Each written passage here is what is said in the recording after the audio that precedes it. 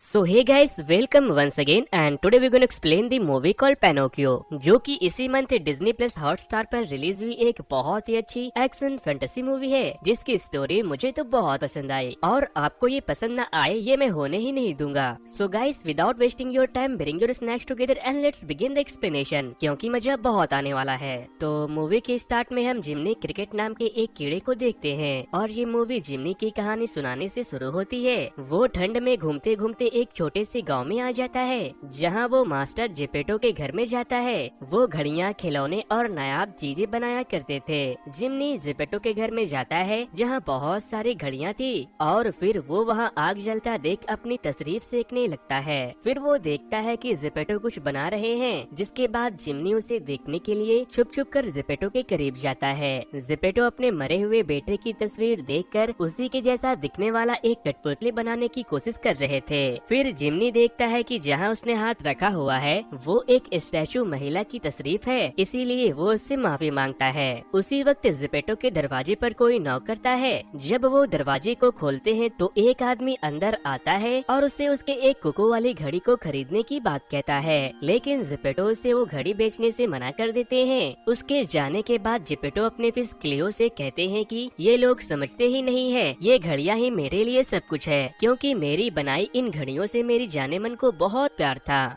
फिर जेपेटो उस लकड़ी के कठपुतली को पैनोकियो का नाम देते हैं, क्योंकि उसे उसने पाइन की लकड़ी से जो बनाया था। और फिर जब वो एक म्यूजिकल इंस्ट्रूमेंट को जश्न मनाने के लिए ऑन करते हैं तो जिमनी के कपड़े उसमें फंस जाते हैं। इधर जेपेटो पैनोकियो के साथ डांस कर रहे थे और जिमनी उस म्यूजिकल इंस्ट्रूमेंट में गोल गोल चक्कर खा रहा था। जेपेटो की पेट फिश क्लियो को पैनोकियो बहुत पसंद आता है, लेकिन उसकी कैट फिगो उसे देख कर डर रही थी। फिर 9 बज जाते हैं और जेपेटो के सोने का वक्त हो जाता है। वो सोने से पहले अपनी खिड़की को फ्रेश एयर आने के लिए ओपन करता है, तो वो एक टूटते हुए तारे को देखकर पूरे दिल से एक विश मांगते हैं और फिर सो जाते हैं। उसके सोने के बाद एक रहस्यमयी रोशनी उसके बेटे के फोटो से टकराते हुए पैनोकियो में जाने लगती है और फिर एकदम से पैनोकियो जिंदा हो जाता है। उसे जिंदा होते देख जिमनी बहुत ज्यादा डर जाता है और तभी वहाँ ब्लू फेरी भी आती है। वो पैनोकियो के उसके रस्सी से आजाद करती है। जिमनी ब्लू फेरी को देखकर बहुत एक्साइटेड हो जाता है और फिर वो उससे जाकर पूछता है कि आप यहाँ कैसे आई। वो कहती है कि नेक दिल जेपेटो ने सच्चे दिल से एक मुराद मांगी। वो पैनोकियो से उसका नाम पूछती है तो वो कहता है मुझे नहीं पता। तभी जिमनी बताता है कि इसके पापा जेपेटो ने इसका नाम पैनोकियो रखा था। पैनोकियो उससे पूछता है कि क्या मैं असली हूँ, तो ब्लू फेरी उससे कहती है कि तुम्हें असली बनने के लिए खुद को साबित करना पड़ेगा और इस काम में तुम्हारा मदद करेगा तुम्हारा ज़मीर। और फिर ब्लू फेरी अपने जादू से जिमनी के लुक को पूरी तरह से चेंज कर देती है, जो उसे बहुत पसंद आता है। वो अब पैनोकियो का ज़मीर था और अब वही उसे सही गलत का पाठ पढ़ाने वाला था। जिसके बाद ब्लू फेरी वहाँ से चली जाती है। उसके वहाँ से जाते ही जब डोर क्लोज होती है तो जेपेटो उठ जाता है। वो अपने पेट के साथ साथ पैनोकियो से भी पूछता है कि क्या तुमने कुछ सुना, तो वो कहता है हाँ मैंने सुना। फिर जब वो देखते हैं कि पैनोकियो बोल सकता है तो वो बहुत ज्यादा डर जाते हैं। जेपेटो उससे पूछते हैं कि ऐसा कैसे हुआ, तुम जिंदा कैसे हो गए।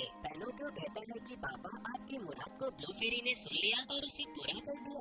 वो कहते हैं कि मैंने तो अपने बच्चे की मुराद मांगी थी, जिस पर वो कहता है कि मैं तकरीबन आधा बच्चा हूँ और मैं बहुत जल्द इंसान बन जाऊंगा। पैनोकियो बहुत खुश होता है और उसके साथ खूब डांस करता है।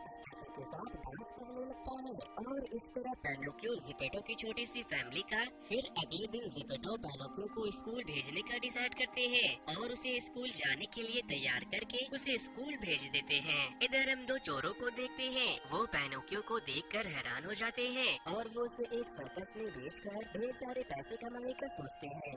वो उसके पास जाता है और पूछता है तुम कौन हो और कहाँ जा रहे हो, तो वो कहता है कि मैं स्कूल जा रहा हूँ ताकि मैं सब कुछ सीखकर एक असली इंसान का बच्चा बन सकूं, जिससे मेरे पापा बहुत खुश होंगे।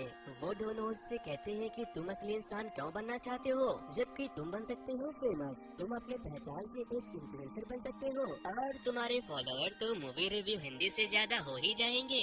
दोस्तों, कहानी को आगे ले जाने से पहले मैं आप लोगों से कहना चाहूँगा कि अगर अब तक आप लोगों ने मेरे चैनल को सब्सक्राइब नहीं किया तो अभी तुरंत कर ले, क्योंकि वीडियो को लाइक और चैनल को सब्सक्राइब करने में उतना वक्त नहीं लगता जितना वक्त मुझे आप लोगों के लिए इस तरह की वीडियो बनाने में लग जाती है। पैनोकियो उसकी बातों को मानकर उसके साथ जाने के लिए तैयार हो जाता है और वो फेमस बनने का फैसला करता है। इधर दूसरी तरफ जब जिम्नी की आँख खुलती है तो वो देखता है कि पैनोकियो वहाँ नहीं है। वो उसे ढूंढने बाहर जाता है तो उसे सोफिया नाम की एक बर्ड मिलती है।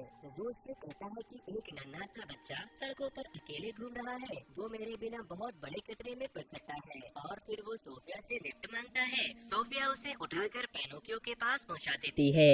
वो उस फॉक्स के ऊपर लैंड करता है तो पैनोकियो उससे पूछता है कि तुम वहाँ ऊपर क्या कर रहे हो। इसी दौरान दूसरा किडनैपर बिल्ला एक बड़े से हथौड़े को निकालकर जिम्नी को मारने की कोशिश करता है तो हथौड़ा फॉक्स को जा लगता है और जिम्नी वहाँ से उसी बिल्ली के सर पर चला जाता है। वो उसे मारने के चक्कर में खुद को भी घायल कर लेता है, जिसके बाद जिम्नी उसे समझाता है और उसे वहाँ से निकलकर स्कूल जाने को कहता है। पैनोकियो उसके बातों को मान लेता है क्योंकि उसे ब्लू फेरी ने चुना था। लेकिन जब पैनोकियो स्कूल पहुँचता है तो वहाँ के टीचर उसे वहाँ से उठाकर बाहर फेंक देते हैं क्योंकि वो एक नकली बच्चा था। वो टीचर उसे कहते हैं कि स्कूल इंसान के बच्चों के लिए होते हैं, न कि बोलने वाले बेहुदा कठपुतलियों के लिए। जिम्नी उसे समझाने जा पाता कि उससे पहले वो बिल्ला और लोमड़ी उसे एक कांच के जार में बंद करके पैनोकियो के पास चले जाते हैं। वो उनसे कहता है कि तुम्हें स्कूल नहीं थिएटर जाना चाहिए, जहाँ तुम बहुत फेमस हो जाओगे और तुम्हारे पापा भी तुमसे बहुत खुश होंगे। और वो उसे बहकाकर स्ट्रॉम्बोली को बेच देता है। वो वहाँ फेबियाना से मिलता है जो स्ट्रॉम्बोली के शो में कठपुतली नचाने का काम करती थी। फेबियाना उसे वहाँ अपनी कठपुतली सबीना से भी मिलवाता है।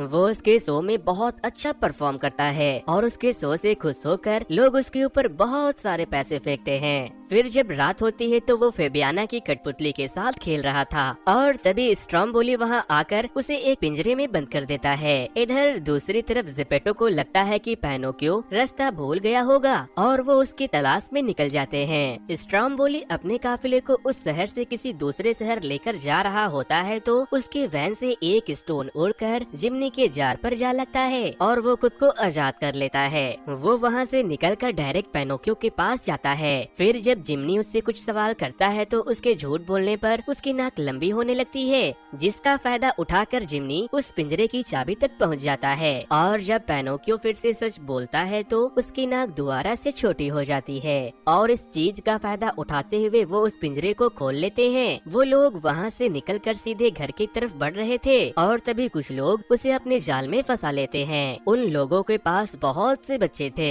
वो लोग उन सारे बच्चों को प्लेजर आइलैंड लेकर जा रहे थे। वो उनसे कहते हैं प्लेजर आइलैंड बहुत ही अच्छी जगह है जहाँ जाने का सपना हर बच्चा देखता है। वो लोग उसे बहलाकर अपने साथ लेकर चले जाते हैं और जिम्नी पीछे छूट जाता है। वो लोग सारे बच्चे को एक आइलैंड पर लेकर जाते हैं जो कि एक बहुत ही बड़ा एडवेंचर पार्क की तरह था, जहाँ बहुत से बच्चे आए थे। वहाँ तरह तरह के झूले थे और तो और बच्चे जो चाहे वहाँ वो कर सकते थे। इधर दूसरी तरफ हम सोफिया को देखते हैं। वो जिपेटो को एक प्लेजर आइलैंड का एक एड ला कर देती है, जिससे कि जिपेटो समझ जाता है कि पैनोकियो प्लेजर आइलैंड पर गया है। जिम्नी भी पैनोकियो की तलाश में प्लेजर आइलैंड पहुंच चुका था, लेकिन वो वहां देखता है कि बहुत से काली आत्माएं बहुत से गधों को पकड़कर पिंजरे में कैद कर रहे थे। इधर जब पैनोकियो एक बच्चे के साथ खेल रहा होता है तो उसके कान और पूंछ निकलने लगते हैं और वो बच्चा धीरे धीरे गधा बनने लगता है। इसी के साथ साथ पैनोकियो भी गधा बनने लगता है और काली आत्माएं उसे पकड़ने के लिए आ जाती है।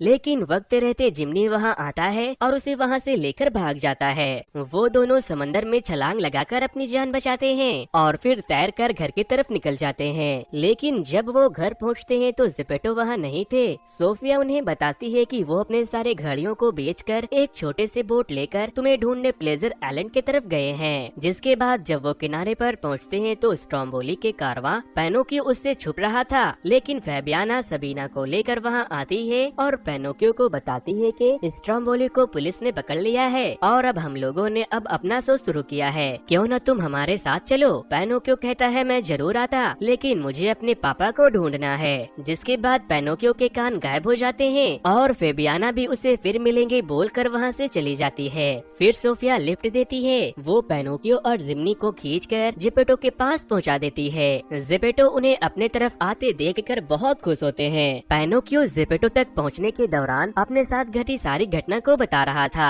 वो जेपेटो के पास पहुंच पाता कि उससे पहले वहां एक मॉन्स्टर वेल आ जाता है। जिमनी और सोफिया तो उड़ जाते, लेकिन वो मॉन्स्टर जेपेटो और उसके नाव के साथ साथ पैनोकियो को भी निगल जाता है। वेल के अंदर पहुंचकर जेपेटो और पैनोकियो एक दूसरे से गले मिलते हैं। वहाँ उनके पेट भी होते हैं। इधर जिमनी वेल से कहता है, बदबूदार वेल अपनी मुंह खोलो, मेरे दोस्त अंदर है। पैनोकियो और जेपेटो वेल के पेट के अंदर आग जलाकर वहाँ से बाहर निकलने का प्लान बनाते हैं। और जैसे ही उसके पेट में आग लगता है, वो अपने मुंह को खोलता है और जेपेटो और पैनोकियो उसके पेट से बाहर निकल आते हैं। लेकिन वहाँ से निकलकर उनकी बोट टूट जाती है और वो वेल फिर से उनके पीछे पड़ जाते हैं। पैनोकियो अपने पैरों को चक्कू की तरह इस्तेमाल करता है और वो वेल उन्हें वापस से खा पाता कि उससे पहले वो लोग एक सुरंग से होते हुए बाहर निकल जाते हैं। इस दौरान जेपेटो बेहोश हो चुके थे। पैनोकियो को लगता है कि वो मर चुके हैं। फिर जैसे ही पैनोकियो की आंख से आंसू निकलने लगता है, जेपेटो जिंदा हो जाते हैं। जेपेटो उन सबको ठीक देखकर बहुत खुश होते हैं और तभी वहाँ एक नीले रंग की रोशनी निकलने लगती है, जिसके अंदर जाने के बाद पैनोकियो पूरी तरह से इंसान बनने वाला था। तो दोस्तों, ये कहानी आपको कैसी लगी मुझे कमेंट करके बताना। और